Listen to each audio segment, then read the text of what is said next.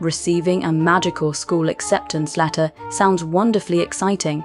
The difficulty begins shortly afterwards, because hidden among the excitement, anticipation, and inevitable parental panic is a shopping list, not an ordinary shopping list, not even an unusually ambitious shopping list. The sort of shopping list that suggests somebody, somewhere, has dramatically underestimated how much equipment an 11-year-old can reasonably be expected to carry.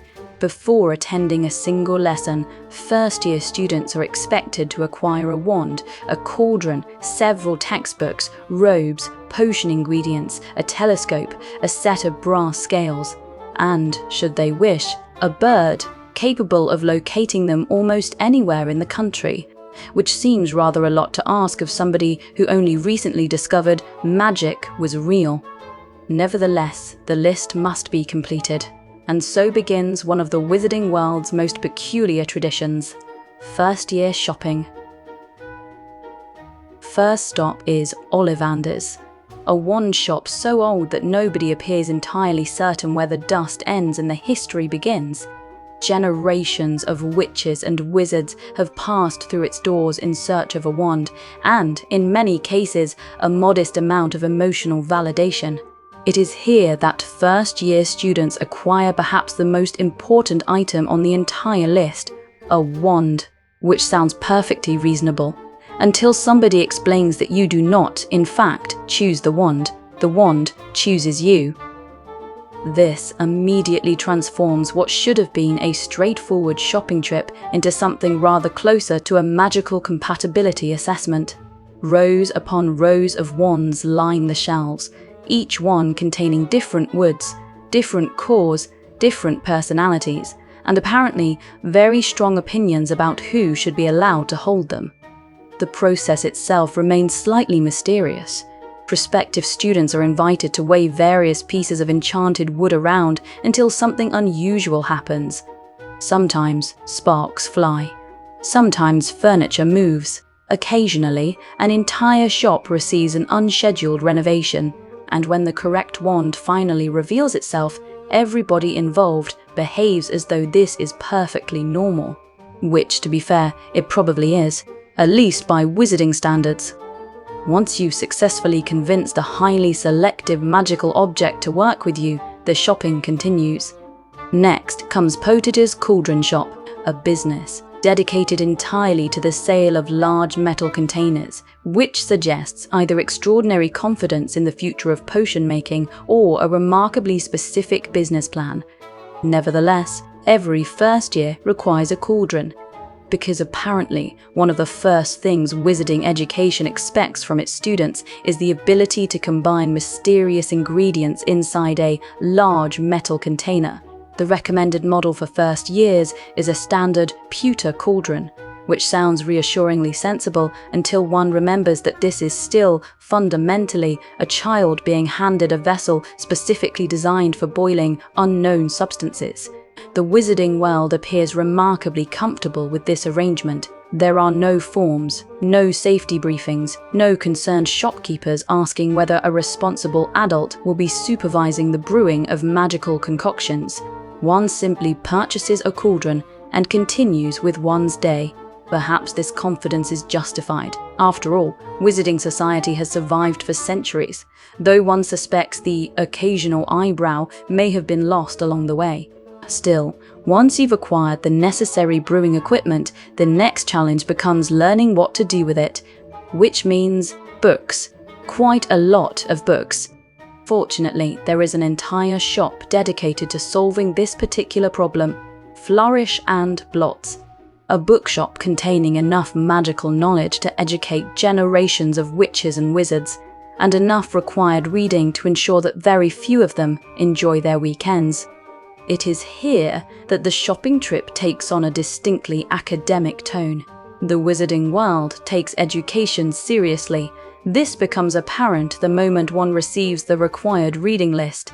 First-year students are expected to arrive with textbooks covering subjects such as charms, potions, herbology, and the history of magic. Titles include The Standard Book of Spells, Grade 1, 1000 Magical Herbs and Fungi, A History of Magic and Magical Theory. By this point, the shopping trip has begun to resemble the opening stages of a small academic research project. The books themselves range from fascinating to intimidating. Some contain centuries of accumulated magical knowledge, others appear determined to ensure that no student ever again enjoys a free afternoon.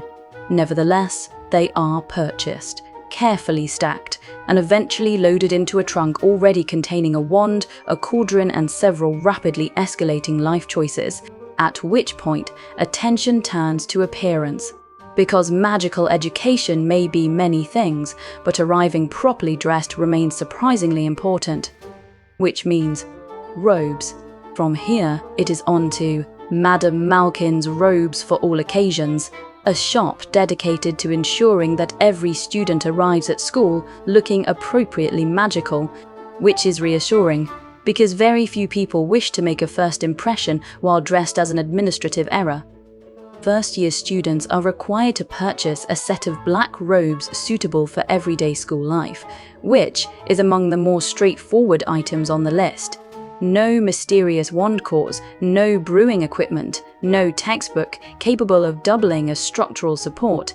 Simply robes. Though one cannot help noticing that an entire hidden magical society somehow manages to maintain a remarkably consistent dress code. A mystery, perhaps best left for another day. Fortunately, the next item on the list raises considerably more pressing questions. Our final stop is the Magical Menagerie, a shop filled with feathers, fur, scales, and enough questionable life choices to fill several entirely separate videos. It is here that students are invited to select a faithful companion for their school years, specifically an owl, a cat, or a toad, which feels less like a carefully considered educational policy and more like the result of a committee meeting that quietly ran out of time. The owl is easy enough to understand. Owls deliver post, locate people with alarming efficiency, and generally perform a variety of tasks that would make them exceptionally useful companions. Cats are similarly understandable, independent, intelligent, perfectly capable of ignoring authority figures when necessary, a skill that proves surprisingly valuable at school. Then, there is the toad. The reasoning behind the continued inclusion of the toad remains largely unexplained. Wizarding Society appears to have collectively agreed that children should be allowed to bring one, and then, at some point in the distant past, decided not to revisit the matter. Nevertheless, the pet is chosen, the shopping continues, and a new problem begins to emerge. Because by now, first-year students have accumulated a wand, a cauldron, several textbooks, a set of robes, and at least one increasingly confused animal. Which raises an important logistical question. Where exactly is all of this supposed to go? The answer, naturally, is a trunk. Not because the list offers any particular guidance on the matter, it simply reaches the end and appears quietly confident that somebody else's back will be dealing with the problem. Which, in fairness, is an approach the wizarding world employs with surprising frequency. The practical details are acknowledged, briefly, then left to fate, determination, and whoever happens to be carrying the luggage.